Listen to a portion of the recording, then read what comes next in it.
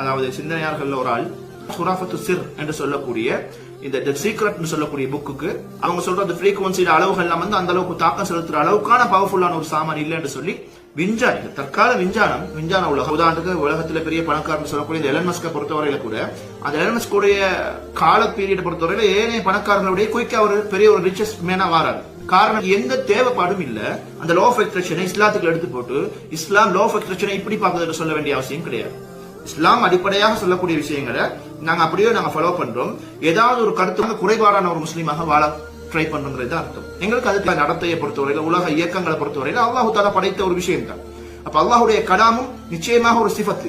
அல்லாஹுடைய கலாம் குர்ஆனாக இருக்குது. அப்ப எனவே அந்த அல்லாஹுடைய கலாமும் அல்லாஹுடைய ஹல்க்னு சொல்லக்கூடிய அந்த கிரியேட்டிவ்னு சொல்லக்கூடிய அந்த பண்பும் எப்பவுமே முரண்படுறதுக்குரிய வாய்ப்பு இல்லை.